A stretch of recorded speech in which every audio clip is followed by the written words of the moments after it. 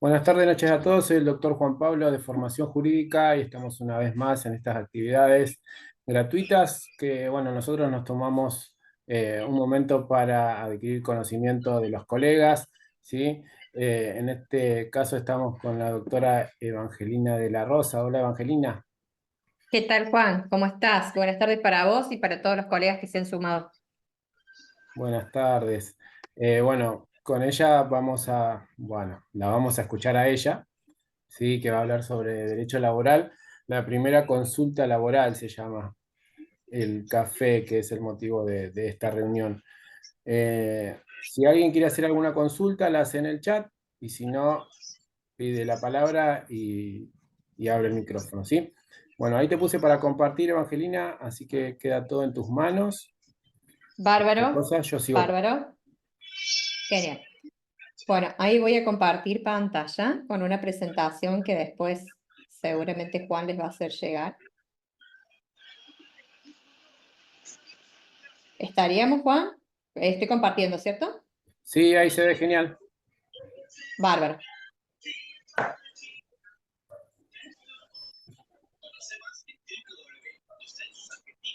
A ver, no, ¿se ve la pantalla del... Sí, ¿Nos se vemos ve que dice nosotros, taller digamos? mi primer cliente laboral. Ah, ok. No, no se ve el Zoom, digamos, no se ven las pantallitas de Zoom. Y después chiquito se te ve a vos. Así que no te Genial. preocupes que te estamos viendo. Bueno, colegas, como les decía recién Juan, que sean muy bienvenidos esta tarde. Eh, la idea de este café jurídico es poder reunirnos a conversar un poco sobre un tema que a mí me parece apasionante. Yo amo el derecho laboral en todas sus formas. Generalmente, a nivel profesional, me he especializado y me dedico mucho al derecho laboral por parte del trabajador, pero bueno, también, por supuesto, tengo clientes que son empleadores. Y en esta reunión, mi idea y la idea de Juan y del instituto es justamente transmitirles a ustedes cuáles son, a mi criterio, los lineamientos que tenemos que tener como profesionales en nuestro estudio a la hora de recibir en esta primera cita a un cliente que nos venga a hacer una consulta laboral, ya sea, como les decía, por parte del trabajador o del empleador. Es más, incluso voy a arrancar hablando del empleador, que no soy muy amiga de los empleadores, ya se van a dar cuenta. Pero bueno, de todas formas, uno a nivel profesional tiene que hacer y saber todo, así que, eh, como les decía, el primer encuentro con nuestro cliente que nos viene a consultar se puede dar de estas dos maneras. Y vamos a arrancar por el caso en que un empleador nos venga a visitar por inconveniente con sus trabajadores.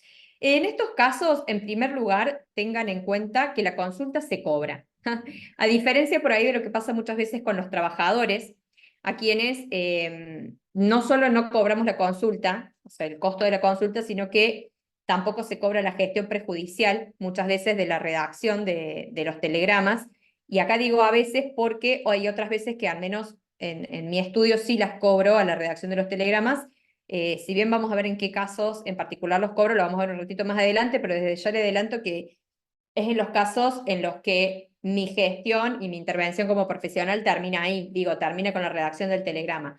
Ejemplo, el rechazo de una sanción. ¿Sí? Entonces, como ahí yo no voy a continuar con mi gestión profesional, bueno, en esos casos sí cobro la redacción del telegrama. Si no, por lo general a los trabajadores no se les cobra. Nosotros en nuestros estudios jurídicos queremos la causa, la queremos tomar a la causa del trabajador y eso es lo que hace la diferencia con los empleadores. Pero también se puede dar, y yo tengo un par de empleadores que están en esta situación, que uno los puede tener mensualizados a los empleadores, a las empresas, ¿sí? Entonces, en esos casos, a lo mejor la consulta tampoco se cobra, sino que se les cobra un mensual que engloba varias consultas, varias gestiones, redacciones de carta de documento y demás. Como este empleador nos viene a ver, cuando este empleador nos viene a ver, es porque pues muy posiblemente ya tenga un problema en mano. O sea, es raro que un empleador sea precavido, ¿no? Y que nos venga a ver en términos preventivos, ¿no? Y que nos diga, tengo un trabajador, el cual, bueno, es conflictivo, la verdad que me gustaría que ya no trabaja en mi empresa, comercio, etcétera. No, en general el empleador nos va a venir a ver, pues, problema en mano y nos vamos a tener que, lo vamos a tener que asesorar desde ese lugar. En un caso así, uno lo puede asesorar explicándole en primer lugar qué conlleva un despido en los términos que se conocen como incausado, un despido incausado, y cómo se puede llevar adelante un despido con causa. ¿Sí? Porque en realidad lo que por ahí muchas veces a primera vista parece como un despido incausado siempre tiene una causa por detrás. ¿Sí? O estamos hablando de un trabajador que por ahí no cumple órdenes, que no se adapta a la organización de la empresa, que se lleva mal con los compañeros o los supervisores, y esto que yo digo se lleva mal, torna el ambiente laboral en un ambiente hostil para todos. Bueno, no cumple sus tareas como se las indican, o sea, siempre hay una causa subyacente a un despido. No me pasó jamás que alguien me venga a consultar a decir me quiero despedir o tengo la intención de despedir a tal trabajador porque no sé, porque no me gusta la cara. No es así. En general, siempre hay alguna cuestión detrás de esa intención de despido, por decirlo de alguna forma, o de esa intención de generar un despido con causa.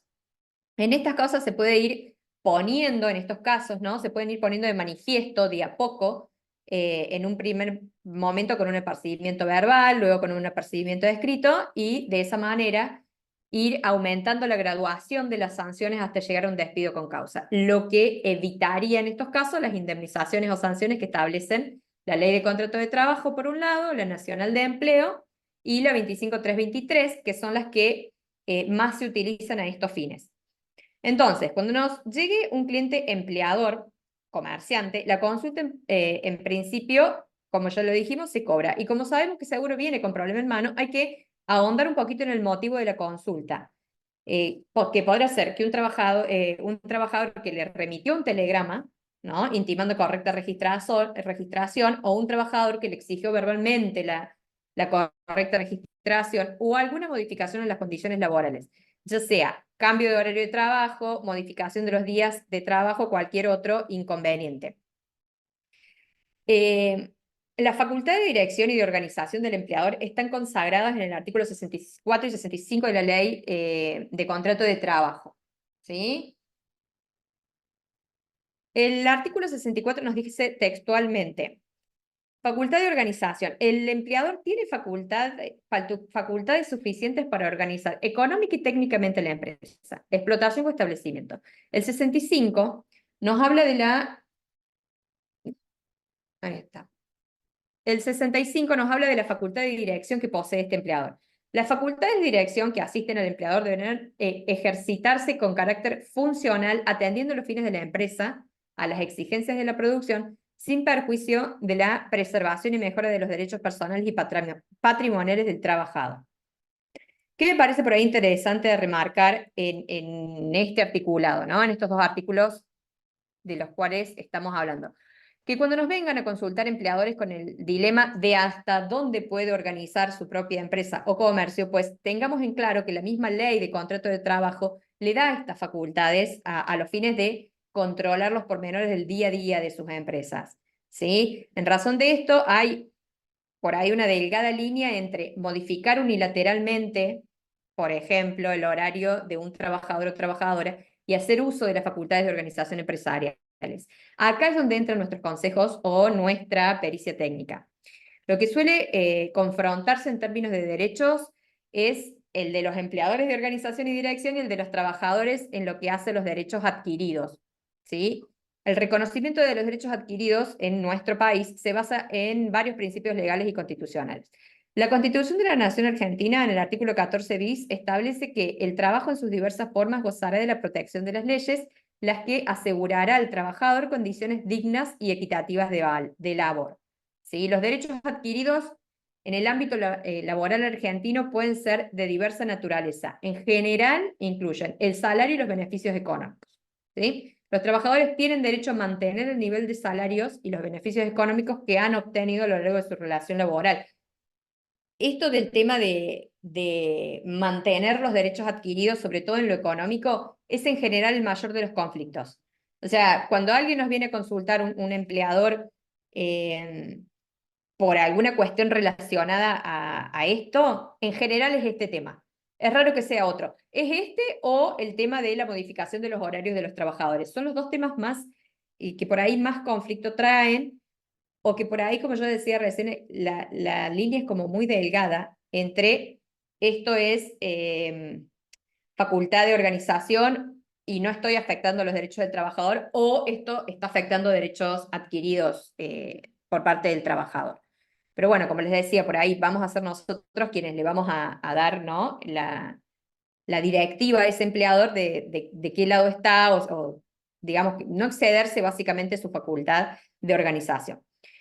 Como les decía, esto incluye los sueldos, las bonificaciones, comisiones y otros incentivos financieros.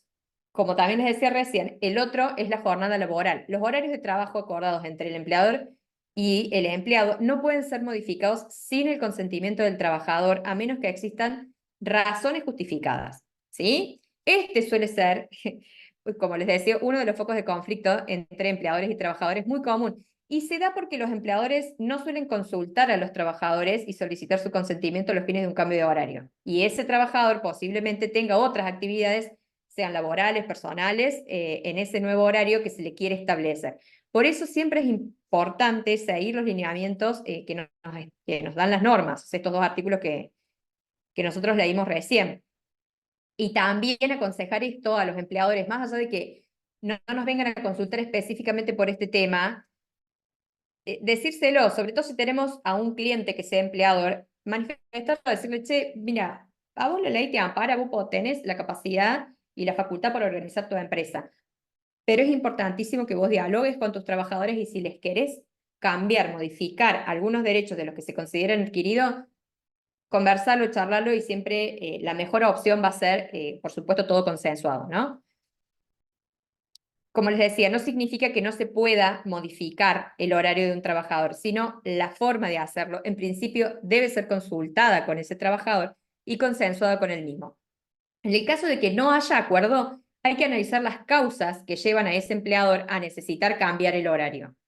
Ejemplo, una empresa o una fábrica que cierra un ciclo de producción determinado y necesariamente debe reordenar el horario de los empleados que lo realizan porque está cerrando un ciclo de producción, digo, o sea, lo excede totalmente, ¿no? En ese caso se podría considerar justificada la medida por parte de la patronal.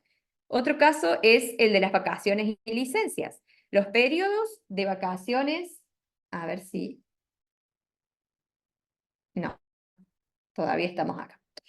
Los periodos de vacaciones y las licencias otorgadas a los trabajadores son derechos adquiridos que no pueden ser revocados o modificados unilateralmente por el empleador. Si se fijan siempre, como les decía, mencionamos unilateralmente, porque cuando hay acuerdo y un trabajador accede al cambio en una licencia de vacaciones, por ejemplo, no habría inconvenientes con realizar ese cambio.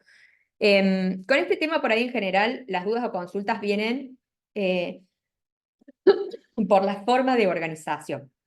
La ley de contrato de trabajo, este artículo no está en la presentación, pero les recomiendo que lo lean, es el 164 de la ley de contrato de trabajo y nos dice que este caso también es como muy típico de consulta. Cuando un matrimonio se desempeñe a las órdenes del mismo empleador, las vacaciones deben otorgarse en forma conjunta y simultánea.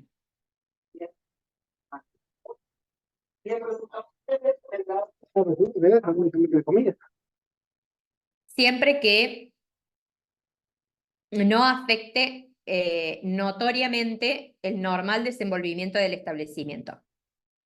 ¿Qué es lo que decíamos recién?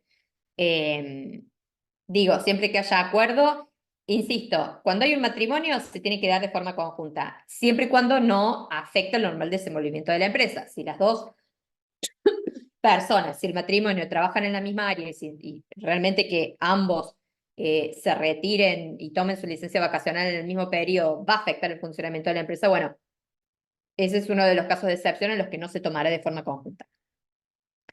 Yo les doy por ahí solo uno de los escenarios posibles, porque la verdad es que pueden ser muchos y variados, pero si se fijan, si bien la ley da la solución a los inconvenientes de índole organizativa, dice siempre que no afecte notoriamente el normal desenvolvimiento del establecimiento. Entonces, volvemos al análisis concreto de los derechos adquiridos de los trabajadores y la facultad de organización que tiene el empleador. En principio, siempre se respeta el derecho del trabajador o trabajadora, porque es un derecho adquirido a través de años de luchas sociales.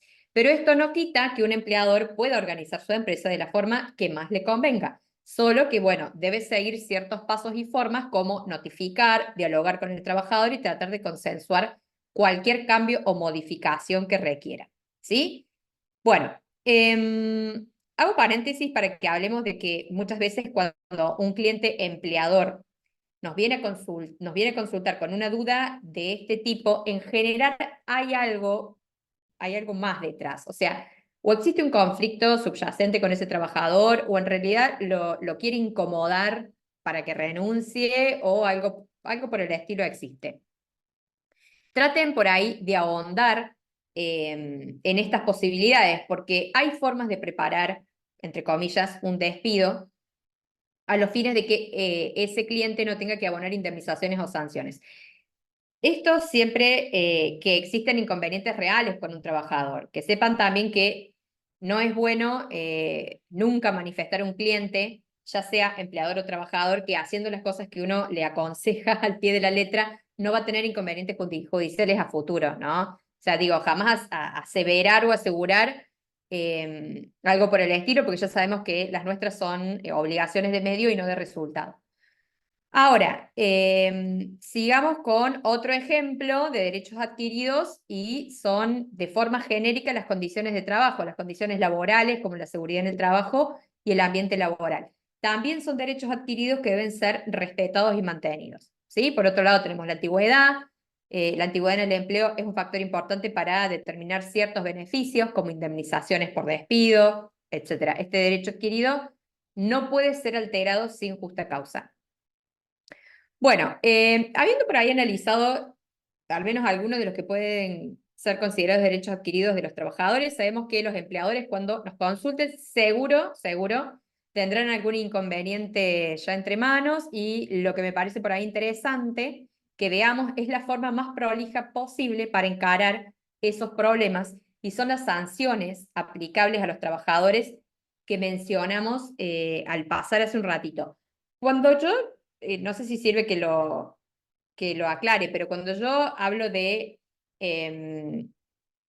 armar sí, armar un despido o trabajar la forma de generar un despido, siempre, creo que lo dije recién igual, pero siempre es cuando existe una razón, ¿no? Digo, o sea, cuando existe un fundamento, cuando viene un empleador y nos plantea, mira, sinceramente este trabajador ya no se adapta a las necesidades de la empresa o llega tarde constantemente, se lleva mal sinceramente con todo el personal, con todos sus compañeros, no acata órdenes.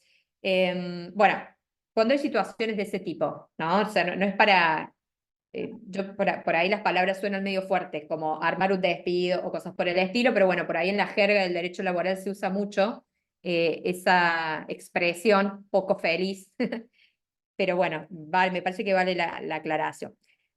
Ahora sí, vamos a pasar al tema de las sanciones. En relación a este tema, tenemos que el artículo 69 de la Ley de Contrato de Trabajo nos dice modificación del contrato de trabajo, su exclusión como sanción disciplinaria. No podrán aplicarse sanciones disciplinarias que constituyan una modificación del contrato de trabajo. Este artículo está excluyendo la posibilidad de utilizar alguna medida disciplinaria a los fines de modificar las condiciones laborales. Por ejemplo, por las reiteradas llegadas tarde se disminuyen los haberes de un trabajador o se le modifican los horarios de trabajo. Bueno, esto está expresamente prohibido por nuestra ley y este es el artículo que marca que uno por ejercer o por realizar, efectuar una sanción, no puede modificar las condiciones del contrato de trabajo en sí. ¿Sí? Bueno, el artículo 67 de la Ley de Contrato de Trabajo nos habla de las facultades disciplinarias y su limitación. ¿Sí? Nos dice, el empleador podrá aplicar medidas disciplinarias proporcionadas a las faltas o incumplimientos demostrados por el trabajador. Eso como una primera parte. Después nos dice, dentro de los 30 días corridos de notificada la medida, el trabajador podrá cuestionar su procedencia o el tipo de extensión de la misma, para que se la suprima, sustituya por otra o limite según los casos. Y después viene una última parte del artículo que dice, vencido dicho término, se tendrá por consentida la sanción disciplinaria. Este artículo nos da 3 momentos diferentes de la aplicación de una sanción disciplinaria. Por un lado, habilita al empleador a aplicarlas, pero dice proporcionadas a la falta o incumplimiento. Acá, en estas palabritas proporcionadas a la falta o incumplimiento, es donde entra nuestro asesoramiento, ¿sí? Empleador que nos viene a consultar y pedir que le redactemos una medida disciplinaria a un trabajador y nos explica la situación. Por ejemplo, de 3 llegadas tardes en el último mes o 2 semanas, ¿sí? Llegadas de 10 minutos tarde. Y la sanción recomendable aplicar es un apercibimiento escrito si ya se le realizó apercibimiento de forma verbal, que estimemos que en nuestro ejemplito eso ya sucedió. Aun cuando ese cliente empleador nos venga a plantear una suspensión sin goce de haberes, ¿sí? Digamos, quienes debemos aconsejar sobre la proporcionalidad de la medida somos nosotros en la consulta. No hay ley, norma que tenga una especie de baremo y que diga, bueno, si vos llegaste 4 veces tarde en un mes, entonces la sanción es no. Esto es, colegas, a criterio nuestro, por supuesto, pero debe ser proporcionada a la falta, insisto, no tiene que ser excesiva bajo ningún punto de vista. O sea, 2 llegadas tarde, 3 llegadas tarde. Llegadas tarde yo hablo 5 o 10 minutos por fuera del horario de ingreso y en principio apercibimiento verbal. Posterior al apercibimiento verbal, apercibimiento por escrito. No vayamos a una suspensión de varios días por 2 llegadas tarde, porque va a ser desproporcionado, ¿sí? Por otro lado, el artículo nos dice que el trabajador cuenta con 30 días corridos desde la notificación de la sanción para cuestionarla, rechazarla, rechazar el tipo o la extensión de la misma. Entonces, acá tenemos otro momento en que nos puede venir a consultar un trabajador con sanción en mano. Y debemos tener en cuenta este plazo, ¿sí? Y a su vez, si la vamos a cuestionar o rechazar a la sanción, será también vía telegrama colacionado laboral. Estos son los casos de los que yo hablaba recién, que en mi estudio al menos, yo cobro la gestión de la redacción del telegrama porque así como puede suceder que esa relación laboral finalice y tengamos un potencial cliente, puede que no, puede que por ahí con la sola redacción del telegrama culmine nuestra intervención. En estos casos es donde yo por ahí aconsejo, yo los cobro en estos casos en particular. Por último, tenemos que el artículo nos dice que vencido el plazo de los 30 días corridos, pues la sanción se tiene por consentida. Digamos, si ese trabajador no la rechazó o cuestionó, en ese plazo, esa sanción está firme y consentida. Ahora vamos a analizar las posibles sanciones que existen, las posibles sanciones disciplinarias. Por un lado, tenemos los apercibimientos, ya sean verbales, el habitualmente denominado llamado de atención o simple advertencia verbal, no constituye una sanción disciplinaria propiamente dicha, ¿sí? Por lo que no son susceptibles de impugnación o rechazo por parte del trabajador. Sin embargo, sirven a los empleadores a fin de comenzar a preparar el terreno quizá para posteriores sanciones un poco más gravosas. Y es aconsejable que les indiquemos que los hagan a los apercibimientos, ¿sí? O a estos llamados de atención. Yo sé que son verbales, cuando digo, digamos, que no constituyen una sanción disciplinaria propiamente dicha, es porque no están regulados dentro de la ley como sanción. Entonces, sirven, como yo les decía recién por ahí, para preparar terreno para una sanción disciplinaria un poco más gravosa, y yo aconsejo que lo demos como consejo nosotros en esta consulta primera a los empleadores. Todos los casos que estamos viendo, insisto, yo doy por sobreentendido que hablamos de situaciones en que los trabajadores realmente realizan actos que fundan la necesidad de una medida de tipo sancionatoria, ¿no? Bueno, por otro lado tenemos ya los apercibimientos o llamados de atención por escrito, que si bien no están reglados por la ley, porque tampoco están en la ley, me parece interesante que los veamos porque muchos empleadores o empresas los usan, se los hacen firmar a los trabajadores y la realidad es que sirven de antecedente para, para posteriormente aplicar sanciones más gravosas, suspensiones e incluso hasta el despido con causa. Los apercibimientos escritos deben ser lo más detallado posible, poner fecha, poner hora. ¿Y yo por qué les digo esto? Porque en general cuando un empleador los venga a consultar por este tema, les va a pedir que obviamente ustedes le redacten la sanción, el apercibimiento, ¿sí? Entonces, digo, para que nosotros tengamos en cuenta Los apercibimientos de todo tipo. Vamos a empezar por estos que son los escritos, ¿sí? Los llamados de atención escritos, que son como los más leves y los que no están regulados en la ley. Tienen que ser detallados, tienen que poner, les decía, la fecha, la hora, los actos llevados adelante y que ameritan la sanción, el detalle, como, no sé, los compañeros de trabajo que estaban presentes en el momento, cualquier otro dato de relevancia. ¿Por qué? Porque cuando uno aplica una sanción, cuando un empleador o una empresa aplica una sanción, tiene que ser algo concreto, no puede ser algo genérico, que visto sus malos comportamientos reiterados, se le hace un llamado de atención. No, no porque nosotros tenemos que pensar, en este momento estamos parados en nuestro cliente empleador, tenemos que pensar que en un probable posible juicio necesitamos empezar a generarle prueba a ese cliente empleador nuestro, y nuestra prueba, sobre todo si va a ser generada por nosotros, digo, si nosotros vamos a redactar esas sanciones, y tiene que ser prueba que sirva dentro de un proceso, o sea, tiene que ser prueba detallada, tiene que tener la fecha, tiene que tener la firma del trabajador. Muchas veces los trabajadores se niegan a firmar las sanciones, en general lo que se estila, y digo estila porque no, tampoco, esto no está regulado en la ley, tampoco la ley lo dice, pero se estila hacer firmar a compañeros de trabajo que hayan presenciado la situación a título de testigos de esa situación que se ha dado y que ha meritado este llamado de atención por escrito. ¿Sí? Bueno, en cuanto a las suspensiones, sí tenemos regulación en la ley de contrato de trabajo en el artículo 218. Me parece que es el que sigue. Sí. Em, que nos dice de forma textual: toda suspensión dispuesta por el empleador, para ser considerada válida, deberá fundarse en justa causa, tener plazo fijo y ser notificada por escrito al trabajador. ¿Sí? Como vemos en este artículo, hay que ser lo más prolijos que se pueda. Estamos hablando de suspender los efectos de un contrato de trabajo, al menos de forma temporal. Los siguientes artículos nos hablan de la justa causa y el plazo máximo, y nos dicen: artículo 219. Se considera que tiene justa causa la suspensión que se deba a falta o disminución de trabajo no imputable al empleador, a razones disciplinarias, en estas causales donde vamos a hacer foco en este café jurídico, o a fuerza mayor debidamente comprobada. Y el 220, uy, ahí está.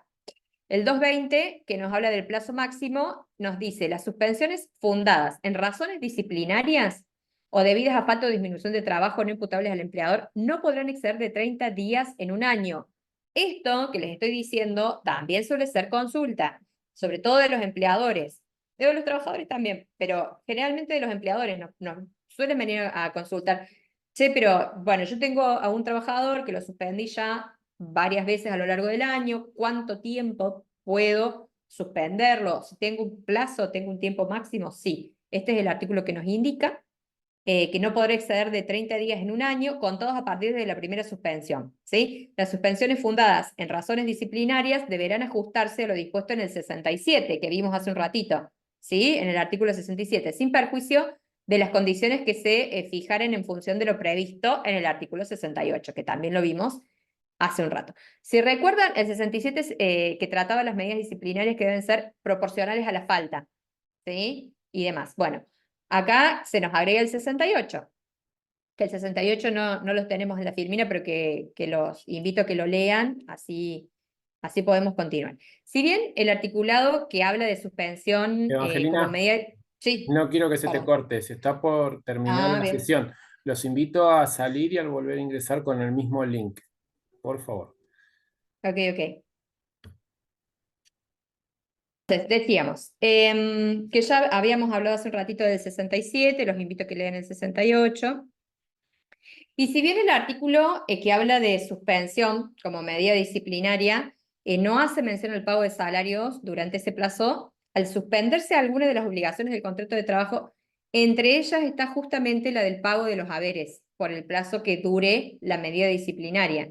Como vemos, es porque, digamos, la suspensión del trabajador casi que tiene como fin el no pago de los haberes, o sea, siempre una cosa viene sujeta de la mano de la otra, ¿no? Como vemos, es una medida importante, porque el trabajador deja de percibir su salario, por ende, debe estar correctamente planteada y ejecutada. Con esto quiero decir que la redactemos de la forma más detallada posible y completa posible. Bueno, por otro lado, y como última y más grave medida disciplinaria, tenemos el despido con causa, que es el artículo 242 de la Ley de Contrato de Trabajo. Nos habla de la justa causa en la denuncia de un contrato de trabajo y nos dice, como no logro ver qué dice esto acá arriba. Uy, creo que es este el artículo. El de la... Sí, justa causa. Bien, nos dice, una de las partes podrá hacer denuncia del contrato de trabajo en caso de inobservancia por parte de la otra de las obligaciones resultantes del mismo, que configuren injuria y que por su gravedad no consienta la prosecución de la relación. La valoración deberá ser hecha prudencialmente por los jueces, teniendo en consideración el carácter de las relaciones que resulta de un contrato de trabajo, según lo dispuesto por esta ley, las modalidades y circunstancias personales en cada caso, ¿sí? Este artículo nos viene a dar el caso en que cualquiera de las partes, ya sea trabajador o empleador, puede denunciar el contrato de trabajo, o sea, puede invocar una justa causa a los fines de finalizar el mismo y es muy utilizado por los trabajadores ante la negativa de los empleadores a regularizar una relación laboral o ante la negativa de dar de alta una relación laboral ante los organismos de la seguridad social. E incluso en general, en estas situaciones, cuando un trabajador solicita el alta porque está trabajando en negro, lo que se conoce como trabajo en negro, los empleadores niegan que ese trabajador que está intimando trabajo bajo sus órdenes. Claramente esta negativa es una causa suficiente para que un trabajador se considere injuriado y despedido con justa causa. Este sería el famoso despido indirecto, ¿sí? Del que se habla en derecho laboral. Bueno, estimo que en lo que tiene que ver por ahí con las distintas sanciones en particular, ya la hemos analizado y me gustaría por último, con este tema de las sanciones, que veamos algunos requisitos o principios que deben cumplimentarse, digamos, para que las sanciones sean válidas. ¿Sí? Eh, Eva, sí, te interrumpo. Camila consulta, si el trabajador se niega a firmar el apercibimiento, ¿cómo se procede? es lo que recién decíamos. Primero, el apercibimiento por escrito no está regulado en la ley. Entonces, tenemos como pocas herramientas en términos de normativa para decir, bueno, la ley me indica que si el trabajador se niega, lo tengo que hacer de tal cual manera. Siempre va a estar la opción de la carta de documento. Ahora, si es un apercibimiento escrito y no es una suspensión, ¿no? Porque la suspensión sí se tiene que hacer por carta de documento, pero el apercibimiento escrito puede no hacerse y en general se dan las situaciones en que el trabajador se niega a la firma. Por eso yo recién les decía que lo que se estila hacer es que otros trabajadores de la misma empresa, del mismo comercio, que hayan sido testigos de la situación que dio origen a esa sanción, bueno, pueden firmar como atestiguando que la situación se dio en esas circunstancias, etcétera. Como yo les decía recién, a ver, los apercibimientos escritos no están en la ley, yo digo, no es que no tengan virtualidad o fuerza jurídica, nos van a servir como empleadores, como representantes de esos empleadores a la hora de presentarlos dentro de un proceso, cuando por ejemplo nosotros despedimos, nuestro cliente despide a un trabajador con justa causa y que la justa causa provenga de una acumulación de sanciones y yo tengo que demostrar esas sanciones. A esa hora a nosotros nos va a servir en ese momento nuestros apercibimientos escritos.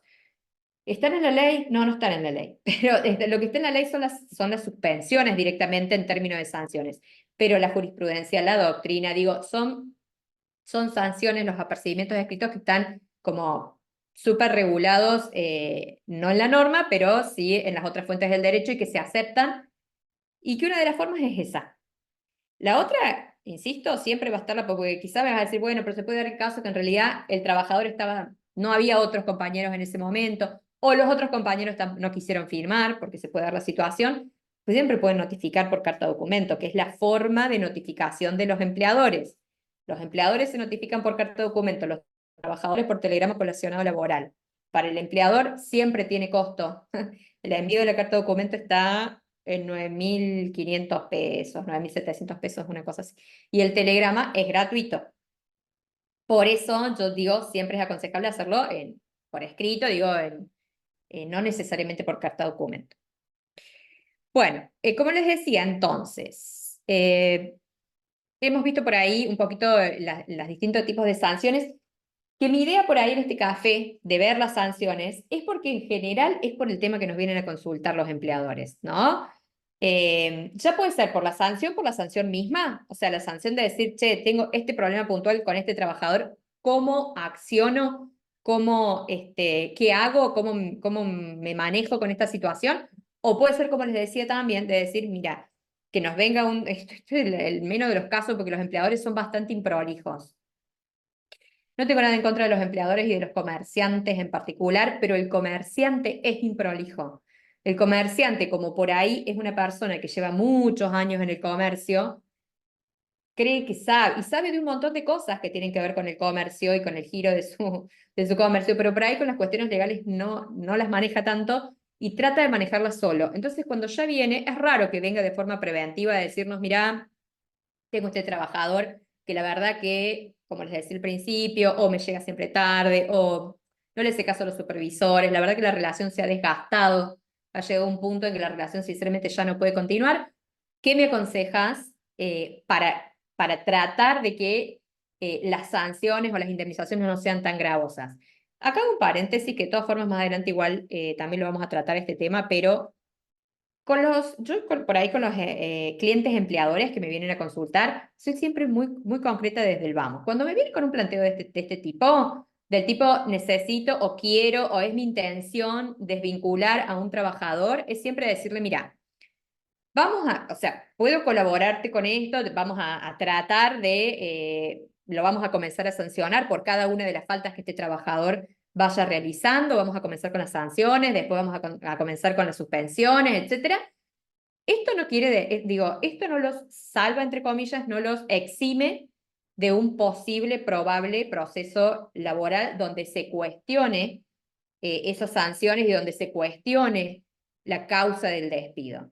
Entonces, lo que yo por ahí siempre les adelanto a mis clientes empleadores es, vamos a tratar de resolverlo de la mejor manera posible para vos, para que las indemnizaciones no sean tan gravosas, para que a la hora de sentarme yo a negociar, a discutir este tema con el colega que yo tenga enfrente, bueno, tenga herramientas para decirle, cuando me digan, che, doctora, mira, la verdad que la causal de despido es sumamente cuestionable, yo pueda sacar mis 6, 7 suspensiones que yo voy a tener porque las voy a haber hecho yo, y todas las llegadas tarde de esta persona, todos los apercibimientos escritos, y decirle, mira, doctor, yo te lo voy a requete contra mil pelear, pero tengo, no sé, 8 sanciones en contra de tu cliente. Digo, sirven como herramientas.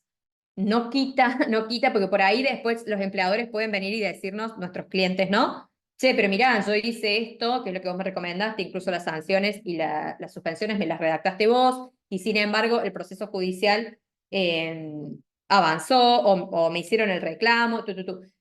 Esto no exime de nada, simplemente son herramientas que a mí me parecen sumamente útiles a la hora de que, insisto, cuando viene nuestro primer cliente empleador con un problema de este tipo, nosotras poder decirles, mira, la verdad que a vos la ley de contrato de trabajo te da la posibilidad y tenés las facultades de organizar tu empresa como a vos mejor te parezca, con ciertas limitaciones, por supuesto, tenemos los derechos adquiridos del trabajador, esos derechos no se pueden modificar a menos que haya un acuerdo con ese trabajador o a menos que, bueno, que las modificaciones sean justificadas. Como decíamos hace un ratito, el tema por ejemplo, del cambio de los horarios, cuando, bueno, si yo cierro un ciclo de producción, no me queda otra, te tengo que modificar el horario porque no está más el ciclo de producción en el que trabajabas.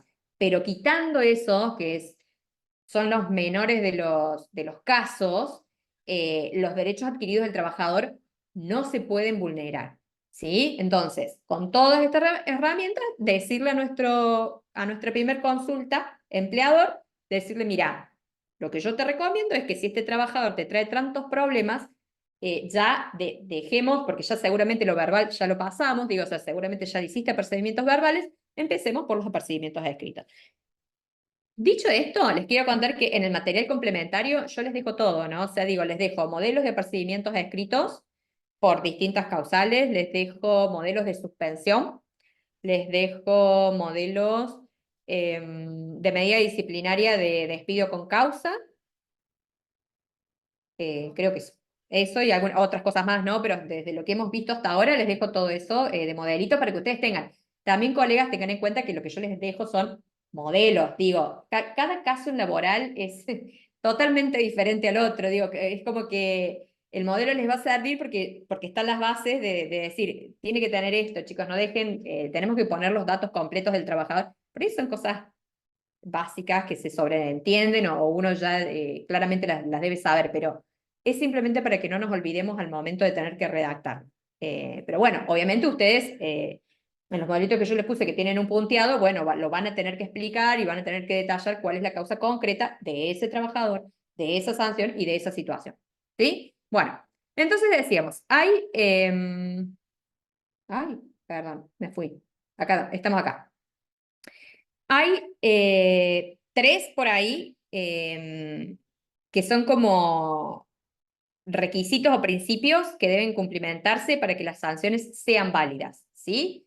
Que son estas que están acá en la pantalla, son como esenciales. Tenemos la contemporaneidad, de la cual hablamos recién hace un ratito, la proporcionalidad, que también la charlamos, y la no duplicación de sanciones.